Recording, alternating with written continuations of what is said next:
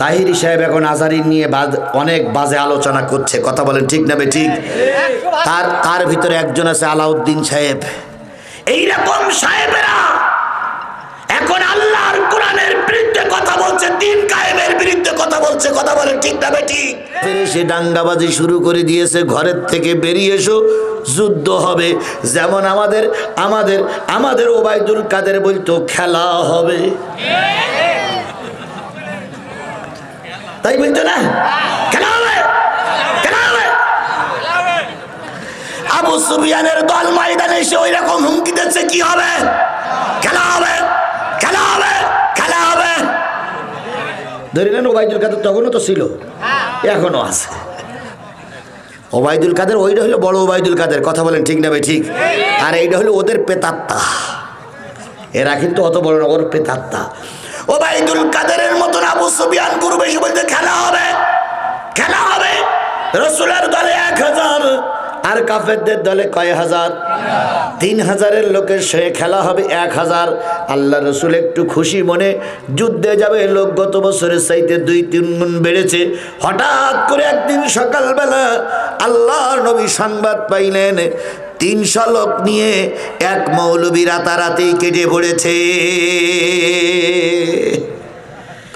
নাউজুবিল্লাহ বলবেন, নাউজুবিল্লাহ বলবেন, কি বলবেন?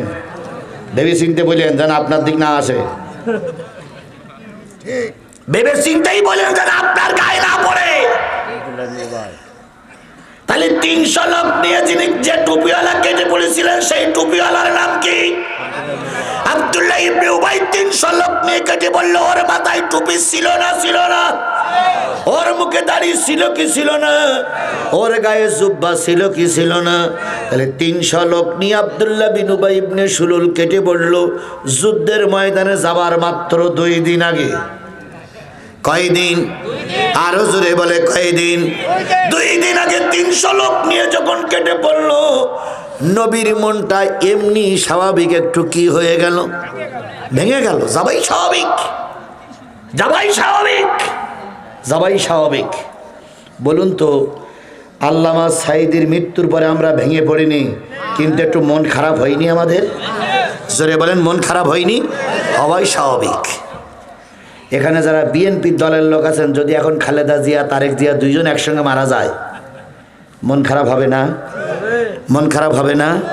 আজকে রাত্রি আল্লাহ না করুক, আল্লাহ না করুক, আল্লাহ না করুক, আজকে রাত্রি যদি সংবাদ পাওয়া যায় যে জামাতের আমি ডাক্তার মোহাম্মদ শফিকুর রহমানকে গুলি করে মেরে দেওয়া হয়েছে, মন খারাপ হবে কি হবে না? ইমানদাররা মন খারাপ করে বসে থাকে না, কিন্তু মন খারাপ হওয়াটাই স্বাভাবিক। আল্লাহ নবীর একটু মন খারাপ হয়ে গেলেন, নবী একটু চিন্তায় পড়লেন। সন্ধ্যাবেলায় যখন আল্লাহর নবী দুপুরের পরে যখন মসজিদে নববীতে আসলেন, হযরত ওমর বললেন, ইয়া রাসূলুল্লাহ, ঘরে যখন খাবার থাকে না, ছোট্ট ছোট্ট বাচ্চাগুলো যখন খাওয়ার যন্ত্রণায় মাকে কষ্ট দেয়, মা খুব বুদ্ধি করে ছোট বাচ্চাদেরকে মদিনার মসজিদে পাঠায়া দেয়। মদিনার মসজিদে আপনার মুখের দিকে তাকায় থাকে 3 দিন 4 দিন 5 দিন পর্যন্ত। 4-5 দিন পরে মা সে পিছন দিক থেকে ডাকে, বাজান রে বাড়ি আয়, খেজুরার পানির ব্যবস্থা হয়েছে। সন্তান বাইরে এসে বলে, আম্মু ফিরে যাও। নবীর চেহারার দিকে তাকাই থাকলে পেটে ক্ষুধা থাকে না। হযরত আনাস রাদিয়াল্লাহু তাআলা বলেন, আমি একদিন চাঁদের 14 তারিখে নবীকে নিয়ে ফাঁকা ময়দানে বসেছিলাম, কথা বলছিলাম। হঠাৎ করে দেখলাম মাথার পরে ঝলমলে চাঁদ, চাঁদের আলোতে গোটা মক্কা নগরী ঝলমল করছে। আমি চাঁদের দিকে তাকালাম, নবীজির চেহারার দিকে তাকালাম। চাঁদের ভিতরে কলঙ্কের ছাপ আছে, কিন্তু আমার নবীর চেহারায় কলঙ্কের ছাপ নাই। হযরত আয়েশা সিদ্দিকা রাদিয়াল্লাহু তাআলা আনহা বর্ণনা করেছেন, নবী যখন যুদ্ধের ময়দানে অথবা রাষ্ট্রের কাজকর্ম সেরে ফিরে আসতেন, আমি নবীকে কম্বল মুড়ি দিয়ে শোয়াই দিতাম। নবীর গায়ের জামা পরনের কাপড়গুলো সেলাই করতাম। সেলাই করতে করতে এক সময় লণ্ঠনের তেল ফুরায় যেত। হাতের সুচটাও নিচে পড়ে যেত। আমি চিন্তা করতাম নবীর কাপড় এখনো সেলাই করা হয়নি, এখন সেলাই করি কি দিয়ে। আমি হঠাৎ করে চিন্তা করতাম নবীর চেহারার থেকে কাপড়টা সরাইয়ে দেই।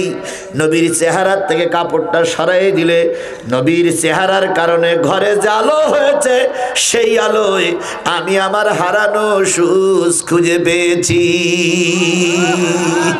রাহমাতাল লিল আলামিন সরদারে আল কাউনাইন কমলেওয়ালা প্যারা নবী লওগো সালাম, লওগো সালাম। কমলেওয়ালা প্যারা নবী লওগো সালাম, লওগো সালাম। সেই নবী মদিনায় আসলেন। মদিনার মসজিদে আসার পরে সাহাবীরা দেখলেন নবীর মন খারাপ, কারণ এক হুজুর কয় হুজুর নিয়ে কেটে পড়েছে? মনে নেই, মনে নেই, মনে নেই? এক হুজুর কয় হুজুর নিয়ে কেটে পড়েছে? 300 হুজুর নিয়ে কেটে পড়েছে। ওমর তরবারি বের করে বলেন, ইয়া রাসূলুল্লাহ, মনটা খারাপ কেন ব্যাখ্যা করেন। নবীজি বললেন, শুনুনি, ইসলাম যখন প্রতিষ্ঠার দ্বার প্রান্তে, ঠিক সেই সময় এক মৌলবী 300 লোক নিয়ে কেটে পড়েছে। দিন কায়েমের পক্ষে গতকাল পর্যন্ত ছিল, আজকে সকালবেলা থেকে 300 লোক নিয়ে কেটে পড়েছে। আলাদা মসজিদ তৈরি করবে, আলাদা জামাতে নামাজ পড়বে, আমার এখানে আসবে না, উহুদের ময়দানে যাবে না। ও আমার জাতি, শুধু ওয়াজ শুনলে চলবে না। আজকের এই সময় ধারণা করুন তো, ওই জাতের মৌলবী, ওই জাতের হুজুর, ওই জাতের টুপিওয়ালা আমাদের দেশে আছে না নাই?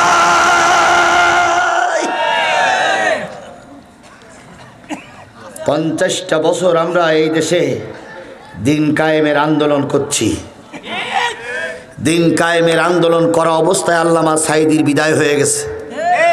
দিন প্রতিষ্ঠার আন্দোলনের সাড়া দিয়ে আল্লামা নিজামীর মৃত্যু হয়ে গেছে। বিশ্বাস করো, এবার আমরা আশা করছি আগামী নির্বাচন যদি সুষ্ঠু হয় আর বাংলাদেশের সব টুপিওয়ালারা যদি একজোট হয়ে কোরআনের পক্ষে থাকে, তাহলে আগামী সংসদ হবে কোরআনের সংসদ, আগামী দেশ হবে কোরআনের দেশ, আগামী বঙ্গভবন হবে কোরআনের বঙ্গভবন।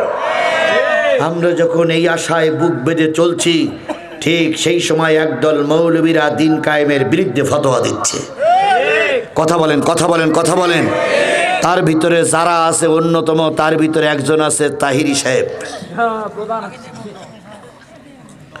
তাহিরি সাহেব এখন আজারি নিয়ে অনেক বাজে আলোচনা করছে। কথা বলেন, ঠিক না বেঠিক? তার ভিতরে একজন আছে আলাউদ্দিন সাহেব। এইরকম সাহেবেরা এখন আল্লাহর কোরআনের বিরুদ্ধে কথা বলছে, দিন কায়েমের বিরুদ্ধে কথা বলছে। কথা বলেন, ঠিক না বেঠিক? সুতরাং তখনও মুনাফিক ছিল, এখনো মুনাফিক আছে। বলুন তো, এই কালাইতে কি ও মুনাফিক আছে বলে মনে হয়? কালাইতে কি ও মুনাফিক আছে বলে মনে হয়? এই মজলিসে ওই মুনাফিকের চামচারাই বসে আমার ওয়াজ শুনতেছে। আজারির মাহফিলে 15 লক্ষ লোক দেখে ওদের পেতাত্তা এখন জ্বলতেছে। ইসলাম যে কায়েম হয়ে গেল, ইসলাম যে কায়েম হয়ে গেল। সাঈদীর মেরিও তো দমন করা গেল না। সাঈদী অবর্তমানে যে দেখতেছে আজহারি কাজ করছে, এখন আজহারির বিরুদ্ধে বিভিন্ন কথাবার্তা বলে আজহারিকে আবার এই দেশ থেকে বের করে দেওয়ার জন্য পায়তারা করছে একদল টুপিওয়ালারা, একদল নামাজিরা, একদল হুজুররা, একদল বক্তা নামক কলঙ্কিত মায়ের সন্তানেরা।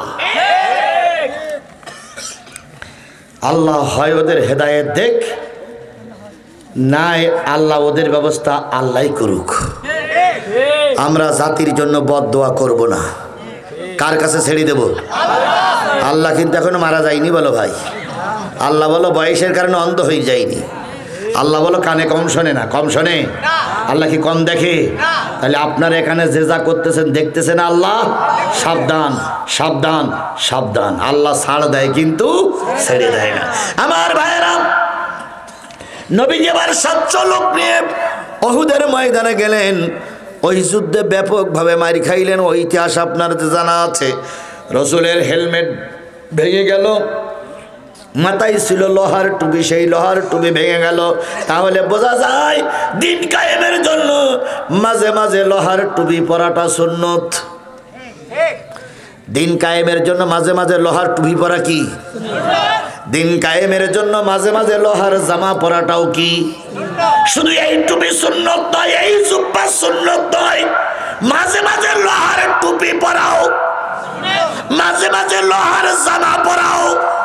ও আমার জাতি, ও আমার কালাইয়ের মুসলমানেরা, আজকের এই মাহফিলে শপথ নিতে হবে, যদি আগামীতে দিন কায়েমের জন্য ময়দানে লোহার টুপি পরতে হয়, রাজি আছি?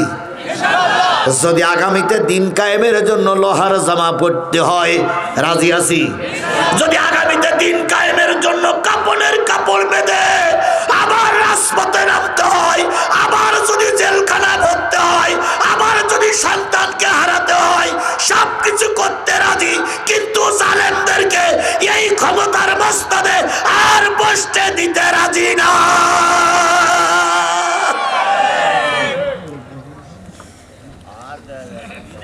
আল্লাহ আমাদের কবুল করুক। আরো জোরে, আরো জোরে। আমার ভাইয়েরা, উহুদের যুদ্ধের পরে তৃতীয় যে যুদ্ধটা হয়েছিল, সেই যুদ্ধটার নাম হলো আহজাব। সূরাটার নাম কি? যুদ্ধটার নাম কি? আহজাব। আহজাব মানে কি বললাম? শত্রু বাহিনী। আহজাব মানে কি বললাম? শত্রু বাহিনী। এই আহজাবের কয়টা আয়াত? যাচ্ছে দুইটা আহজাব। আল্লাহ রসুলের তৃতীয় যুদ্ধ। এই যুদ্ধে মুসলমানদের সংখ্যা ছিল, ওদের সংখ্যা ছিল কত? 10,000। মুসলমানদের সংখ্যা 3,000। আল্লাহর নবী সাহাবীদেরকে নিয়ে পরিকল্পনা করলেন, এবার আর সমুখ্য যুদ্ধ হবে না, এবার কৌশলী যুদ্ধ হবে। কি যুদ্ধ হবে? কৌশলটা কি? মদিনার চারিপাশে খাল খনন করব, যাতে করে মদিনা কাফেরের আক্রমণ করতে না পারে। 3 পাশে খাল খনন করলেন, আর এক পাশে পাহাড়। ওই জায়গায় এসে কাফেরেরা যখন হুমকি ঝুমকি দিতে লাগলো, খাল পাড়িয়ে আসতে পারল না। 1 মাস হুমকি দেওয়া শুরু করলো। ওবায়দুল কাদেরের গ্রুপ কয় খেলা হবে, আর মুসলমানরা কয় খেলতি নামো, খালে নামো, তারপরে দেখি কতটুক খেলতে পারো। আমরাও বলতাম খেলা আমরাও করতে রাজি, আমাদেরকে খেলতে দাও, কিন্তু ওরা আমাদের খেলতে দিত না, শুধু একা একাই খেলতো। আজ আমরা গোটা বাংলাদেশের 17 কোটি মানুষ শুধু বলতেছি আসো ভাই খেলি, কিন্তু ফাঁকা মাঠ পড়িয়াছে খেলো না।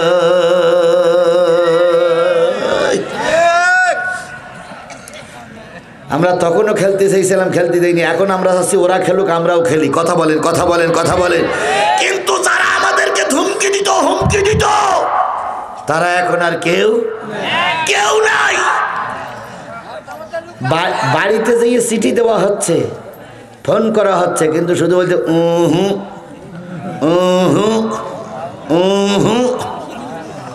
তার মানে আমরা যাবই না, যাবই না, যাবই না।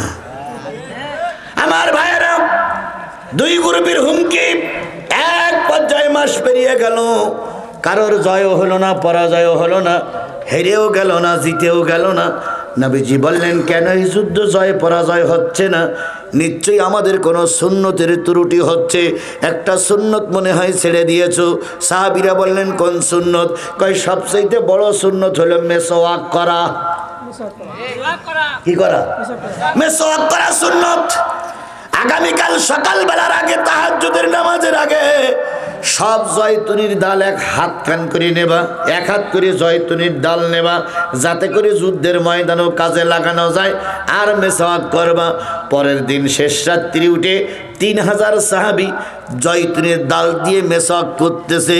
এবার ও আবু সুফিয়ানের শত্রু বাহিনীর লোকেরা খালের কিনারায় উঁকি মেরে দেখতেছে যে মুসলমানরা কিভাবে প্রস্তুতি নিচ্ছে আজকের যুদ্ধের জন্য। ওরা এসে দেখতেছে মুসলমানরা সব দাঁতে ধাত দিচ্ছে।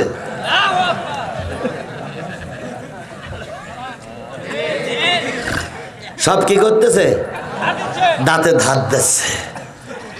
ওদের ভয় লেগে গেল। যেই বলতেছে নেতা সর্বনাশ। তাই কেন? ওই অন্যদিন তরবারিতে ধার দেয়, আজকে দাঁতে ধার দিচ্ছে। খালের এই পারে দাঁড়াই শুনলাম যে ভাই কি করবা, আজকে যে কটা যুদ্ধের পাবো সে কটা কামড়াই খেয়েই ফেলবো। তো যেভাবে দাঁতে ধার দিয়েছে তা কামড়াই খেয়েই ফেলবে আজকে। আমরা এই যুদ্ধে যাবো না, আবু সুফিয়ান তুমি যা পারো করো। ভাই ঢুকে গেল কাফেরদের অন্তরে, ওরা ময়দান ছেড়ে পালিয়ে গেল। ওই যুদ্ধে আল্লাহ পাক মুসলমানদের বিজয় দিয়ে দিল। আরেকটা রেওয়ায়াত আছে যে ওই দিন প্রচণ্ড বৃষ্টি হলো, মুসলমানরা ছিল উপরের জায়গায়, কাফেররা ছিল নিচু জায়গায়, কাদা পানি হয়ে গেল, ঘোড়ার পা ডেবে গেল, কাফেররা চলাফেরা করতে পারলো না। তাই তারা চিন্তা করলো এখানে দাঁড়িয়ে যুদ্ধ করা যাবে না, তাবু যখন সরাইতে যাওয়া মুসলমানরা আক্রমণ করবে, এ তারিখার যুদ্ধ বিগ্রহ দরকার নেই, চলো আমরা ফিরে যাই। বীর বিক্রমে পলাতক করে চলে গেল। আমাদের দেশের সাবেক প্রধানমন্ত্রী ওই রকম বীর বিক্রম বেশে টপলা টপলি বেঁধে নিয়ে জনগণের কাছে লম্বা সালাম দিয়ে চলে গেছে। উনি হলেন প্রকৃত বীর সেনানী। যারা পালাই যায় তারা কি বীর সেনানী? জোরে বলেন বীর সেনানী। এরা হলো বিশ্ব কাপুরুষ, এরা হলো বিশ্ব কানারী। কথা বলেন, কথা বলেন, কথা বলেন। বাংলাদেশ জামাত ইসলামীর আলেমদেরকে হত্যা করা হয়েছিল, বাংলাদেশ জামাত ইসলামীর নেতাদের ফাঁসির কাস্টে ঝুলানো হয়েছিল, কিন্তু বাংলাদেশ জামাত ইসলামী ময়দান ছেড়ে দেয়নি। বিএনপির নেতা কর্মীদের ফাঁসির কাস্টে ঝুলানো হলো, দেশের থেকে বের করে দেওয়া হলো, কিন্তু বিএনপি কাপুরুষের মতন পালিয়ে যায়নি। আর ওনারা বলতেন আমরা পালাই না, অথচ ওরাই পালাই গেল। কথা বলে ঠিক না ঠিক? সুতরাং বীর পুরুষেরা ময়দান থেকে পালায় না, কাপুরুষেরাই ময়দান ছেড়ে পালিয়ে যায়। আপনারা বীর পুরুষ না কাপুরুষ? কিছু কিছু আছে বীর পুরুষ না কাপুরুষ, মাথা টাথা নিচু করে চুপচাপ বসে আছে, চিন্তা করতেছ হুজুর হিসাব বলতেছ কেন? এরাই হলো কাপুরুষ। কথা বলেন ঠিক না বেটি? এরা কাপুরুষ। একবার আপনি মনের কাছে চিন্তা করে দেখুন তো, 15টা বছর আপনাকে ভোট কেন্দ্রে যেতে দেয়নি। কথা বলেন, কথা বলেন। এটা কোন গণতন্ত্র? এটা কোন গণতন্ত্র? আমাকে ভোট দিতে দেন, তারপর আপনার মেজরিটি বেশি থাকলে আপনি ক্ষমতায় যান, কিন্তু আমাকে ভোট দিতে দেবেন না, ঘরের থেকে বেরোতে দেবেন না। ভোট কেন্দ্রে যাব, সব আমাদের বাড়ি ঘরে ঘিরে রেখেছে, খবরদার ভোট কেন্দ্রে গেলে কিন্তু ঠ্যাংগুড়ো করে ফেলবো। আবার কয় ওনারা গণতন্ত্রের মানুষ কর না, ওনারা গণতন্ত্রের অমানুষ কর না। ইয়েস, রাক্ষস কন্যা। আমার ভাইয়েরা, সুতরাং আগামী নির্বাচনে গণতন্ত্র ফিরে আসুক।